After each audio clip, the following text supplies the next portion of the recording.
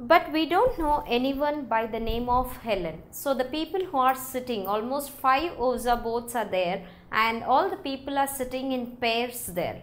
So everywhere, from all the Oza boats, so there is a word telling that the people are asking for the narrator. A person is asking for the narrator, and the person's name they refer it as Helen.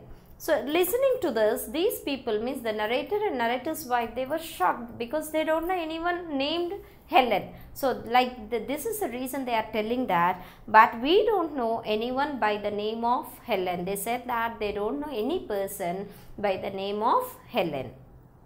Lavinia stopped and began to look at me through narrowed lids, much as she had done in the library the evening before. See here, as you all very well know, that the ladies will be a bit jealous. So that's the reason why a narrator got frightened, because for the first time when the ghost got appeared in the room where narrator is there, narrator doesn't want his wife to see the ghost.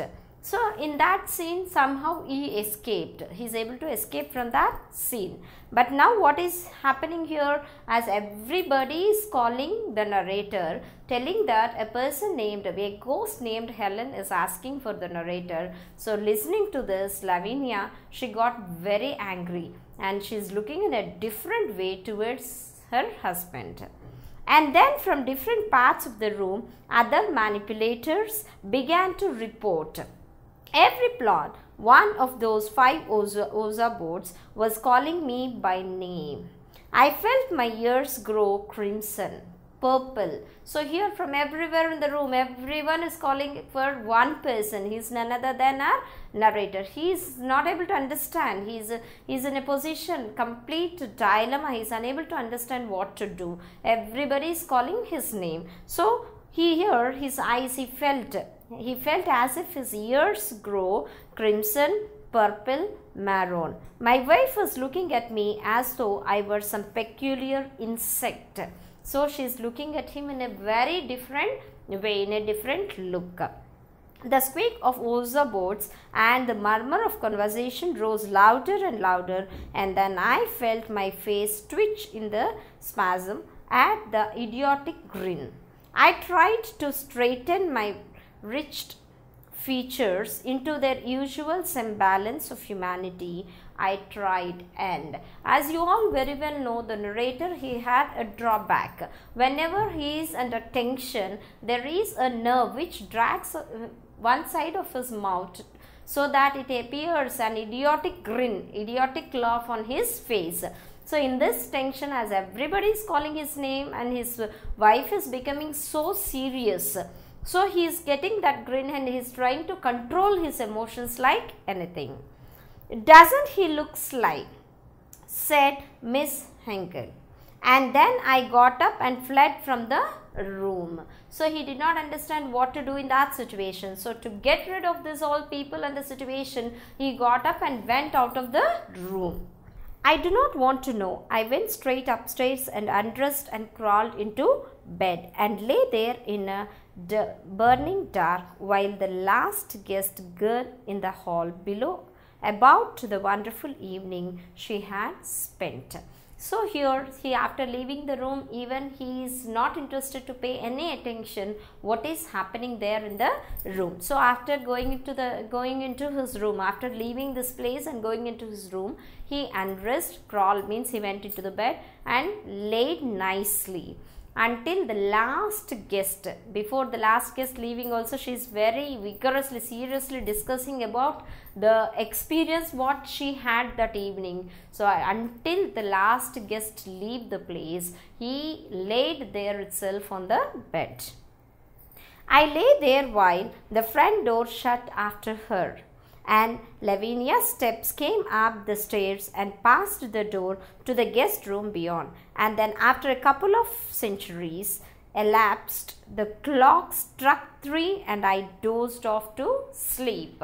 So finally, when the last guest went away, Lavinia closed the door and she went to the guest room, and after some time this man went into sleep. So he is conscious until the last person leave their house. Until then he knew after some time the clock struck 3 o'clock and finally he went to bed. At the breakfast table the next morning, there was no sign of my wife. So the next morning, see, the previous night ended very horribly for the narrator. So he understood that his wife got angry on him and he did not give any chance for her to express her views, and he also tried to escape from his wife. But the next day morning, he is searching for his wife at the breakfast table, but he did not find her there. I concluded she was sleeping late, but Gladolia, upon being questioned, only shook her head, muttered something, and turned the whites of her eyes up to the ceiling. I was glad when the meal was over and hurried to the library for another try at that story. So finally, he is trying to inquire from the servant maid about his wife. He concluded, as he did not see his wife there near the dining table, he concluded that as she has gone bed very late the previous night, she might be sleeping. So he tried to inquire from the servant maid, but he did not get the relevant answer. After completing the breakfast, he went to the library once again. He sat and tried to write the story. I had hardly seated myself at the desk when there came a tap at the door and a white slip of paper slid under it. I unfolded it and read. So when he was sitting there and trying to write the story, when he is trying to recollect all his ideas and trying to write the story, at that time he saw one paper flying there and he opened the paper to see what is there in it. So in the paper it is written like this: Dear John, I am going back to my grandmother. My lawyer will communicate with you later. So what is there in the letter there? It is addressed, the letter is addressed to Mr. John, and it is written by, so the words are here like this in the letter: I am going to my grandmother. So the letter, the lady who wrote, she is telling that I am going to my grandmother's house and my lawyer will communicate with you that what we are going to do further. Oh, I cried. Oh, I wish I was dead. So John, what's the fear he had about what he frightened? The same thing happened. This is the letter written by John's wife. So he is feeling as if he is dead there. He did not like what happened. And that's exactly what you ought to be, said that horrible voice from the other end of the room. See here comes the ghost again. The ghost got reappeared again. And what the ghost is telling from the other end of the room, the ghost is telling like this: that's exactly what you ought to be. So exactly what you should face, the same thing happened to you. Some words, some voice is coming from one side of the room. Said that horrible voice from the other end of the room. From the other end of the room, one horrible voice came telling that what should happen to you, exactly the same thing happened. It's very good. Like that, the horrible voice mentioned there. I sat up abruptly, means very quickly, unwantedly he sat there. I had sunk into a chair under the blow of the letter. Then I dropped back again and my hair rose in a thick prickle on the top of my head. Coming majestically across the floor towards me was a highly polished pair of thick laced shoes. I stared at them in a sort of dreadful fascination, and then something about their gait attracted my attention and I recognized them. So he did not like what is there in the letter. Listening to the voice again, finally abruptly all of a sudden he sat back in the chair and left the letter which is there in his hand, and then he is able to see something slowly which is got appearing there, starting from the shoes, from the feet, something is started appearing there. See here, I said sternly. What do you mean by appearing here like this? So again, see here, what is the meaning? Why are you appearing like this here once again? Is a question arised now. I can't help it, said the voice. So the voice which is coming from one side, as this man is totally under tension, under pressure, as if his wife is going to leave him and go forever. This man is feeling very bad. The voice is telling from one side, I can't help it, I can't help you in any of the way, which seemed to come from a point about 5.5 feet above the shoes. See, by this time the voice is coming, but the appearance of the ghost is not completed. He is able to see the shoes only, and the voice is coming almost 5 to 5.5 feet above from the shoes. I raised my eyes and presently distinguished her round protrude mouth. So he raised from the shoes, he raised his eyes, and finally is able to see the mouth of the ghost from which the voice is coming out. Why can't you? A nice way to act, to walk in sections. So why can't you help me? A nice way you are walking, sections wise you are appearing. Why can't you help me in this matter? If you'll give me time, said the mouth in an exasperated voice, I assure you the rest of me will presently arrive. But what's the matter with you? You never acted this way before. She seemed stung to make a violent effort, for a portion of a fishy eye and the end of her nose popped into view with a suddenness that made me jump. So he is questioning, previously you have never arrived like this. Slowly, all as a person you came out and I used to talk, but what happened this time? So why are you coming like this? The narrator questioned the ghost. Slowly, one part after another part, finally, and the nose popped out, and which created a sort of sudden excitement to the narrator.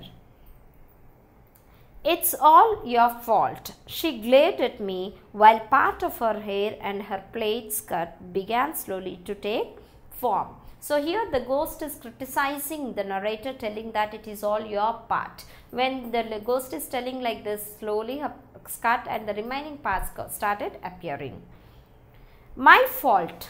Of course, how can you keep a lady up working all night and then expect her to retain all her faculties the next day? I am just too tired to materialize. So here the ghost is criticizing the narrator, telling that it is all your fault. So then the narrator is asking how it will be his fault. The ghost is telling like this, why have you left the lady through all night working out on her own thoughts?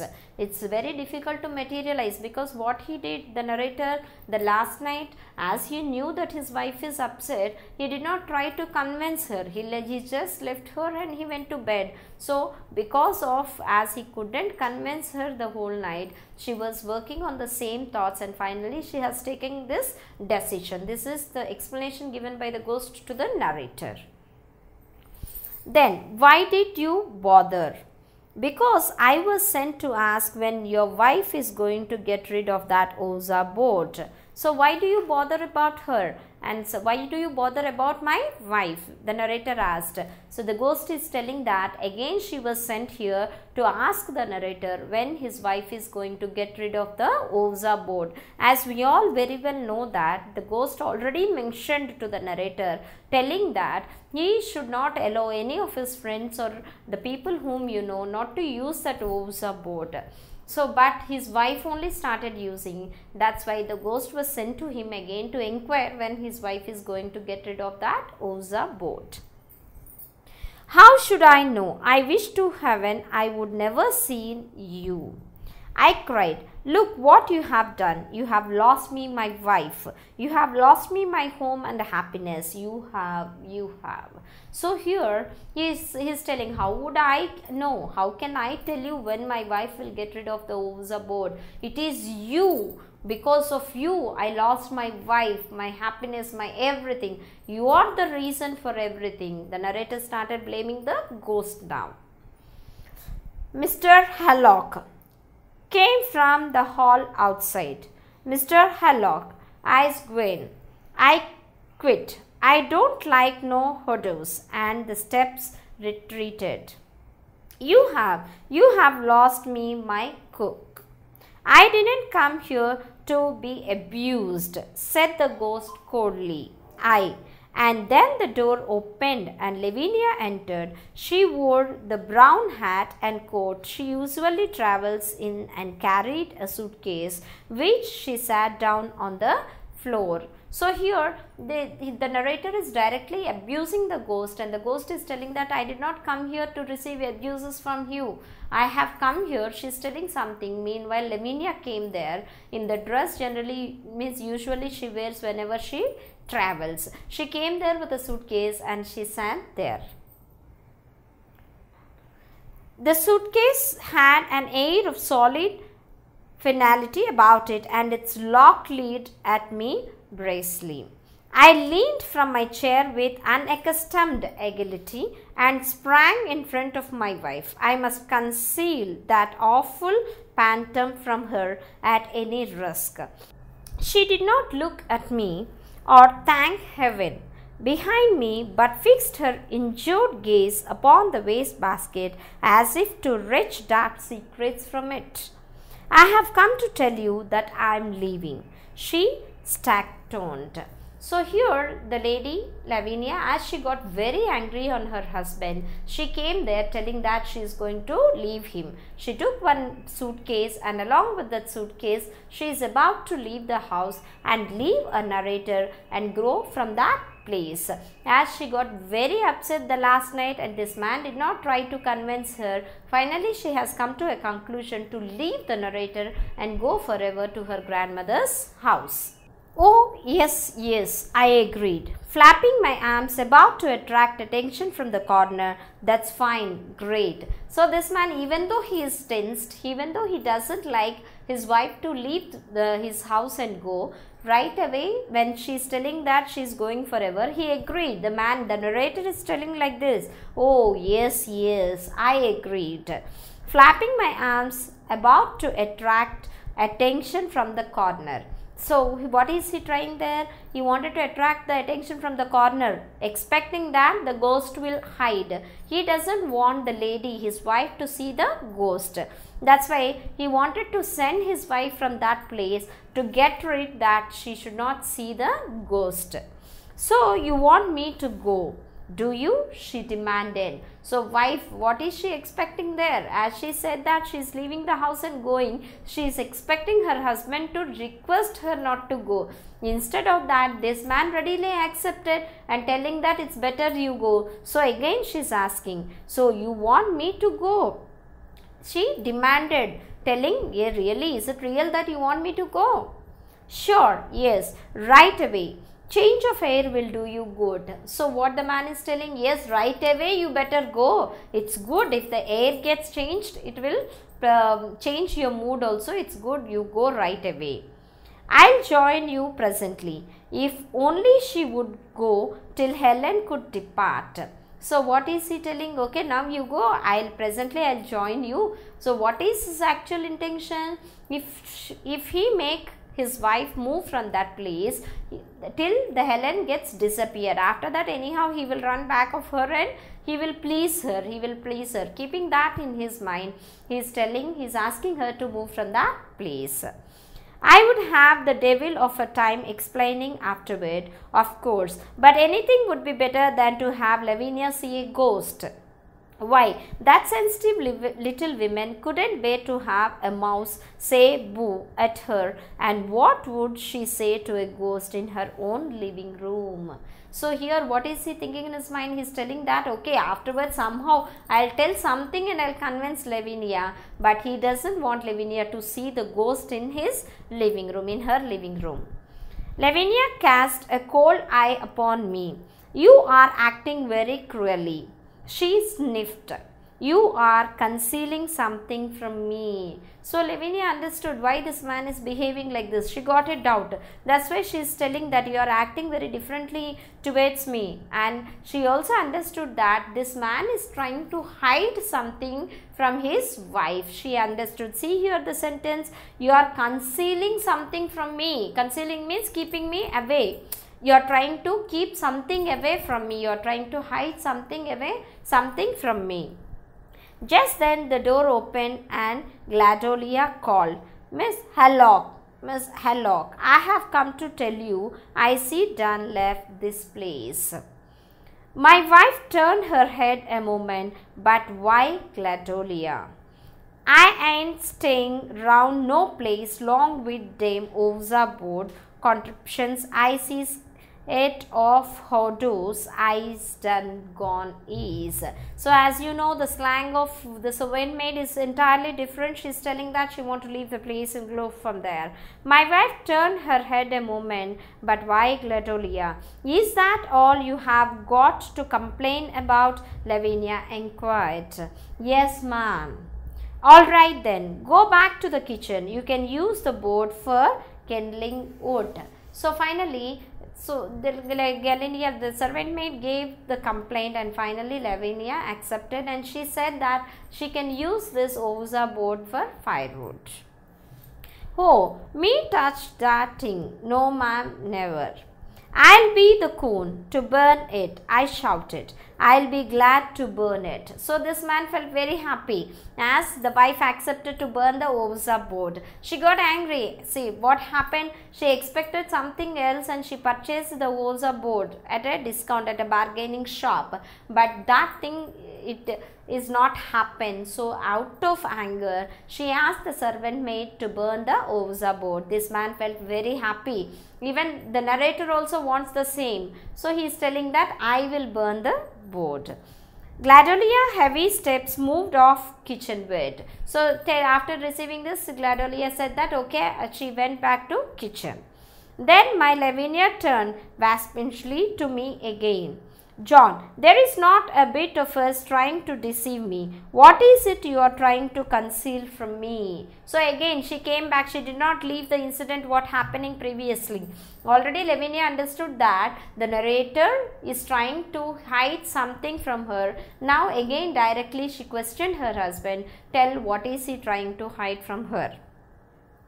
Oh, me? Oh no.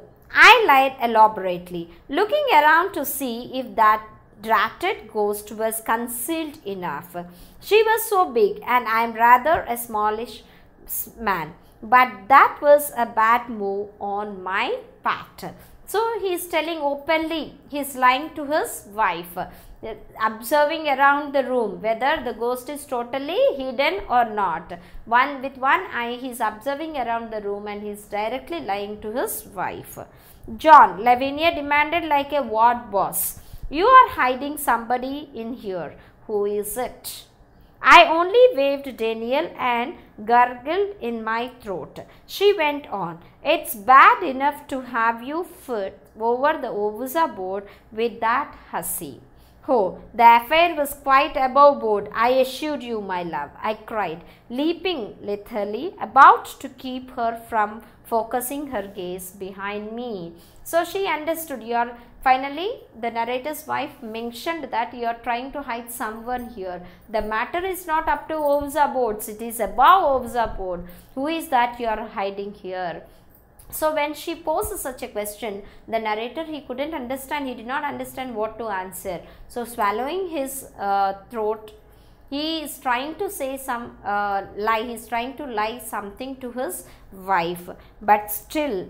So this lady is questioning him directly, telling that, oh, the affair was quite above the board. It is not about the Ovza board. The affair is quite above that. I assure you, my love. She is telling that, of course I love you. You don't hide anything from me. You can reveal the exact truth to me. I cried, leaping lithely about to keep her from focusing her gaze behind me. So this man is telling that, I love you. Nothing is there like that. I am not hiding anything, and he is trying to hide the sight of his wife from the corners of the room so that she should not see the ghost.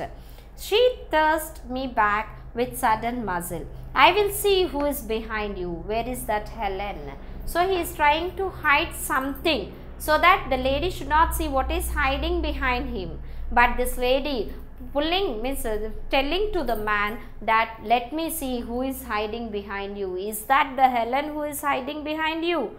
Me, I am Helen, came from the ghost. When this discussion is going on between both of them, suddenly the ghost came forward telling that, I am Helen.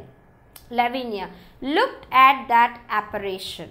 that oval-eyed phantom in plaid skirt and stiff skirt waist, with hair squaked back and no powder on her nose. I threw a protecting husbandly arm about her to catch her when she should faint, but she didn't swoon. A bored, satisfied smile spread over her face. See here, the ghost came out, but this narrator got frightened like anything. Now he understood that this lady is going to faint seeing that ghost. But it is just ironical. It is, the thing happened there is totally opposite what the narrator was thinking. Seeing the lady, narrator's wife had smile on her face. I thought you were Helen of Troy, she murmured. So what this lady is thinking, that she is thinking that it is the lady who is the real Helen of Troy. I used to be Helen of Troy, New York, said the ghost. And now I'll be moving along if you will excuse me. See you later. So now the ghost, it is not the real human being. She is not that beautiful also to look at. The ghost telling like that, I used to be the Helen of New York, telling like that, if you excuse me, I'll move from this place. With that, she telescoped briskly till we saw only her hand waving farewell. So telling like that, again the ghost got disappeared from that place. My Lavinia fell forgivingly into my arms. I kissed her once or twice fervently, and then I showered her aside. For I felt a sudden strong desire to write. The sheets of paper on my desk spread inevitably before me. I have got the bulliest plot for a ghost story, I cried. Finally, see, there is a initially the narrator was thinking that it will become a tragedy, but when the lady saw the ghost, she understood that it is not the real Ellen, and she understood what the mistake she had done, and they both came together, and finally the narrator got a ghost story, and when he got the mind of writing the story, so he took some papers and started writing his story. If you like this video, please give a thumbs up. Please subscribe to our channel to get more videos on CBSE syllabus.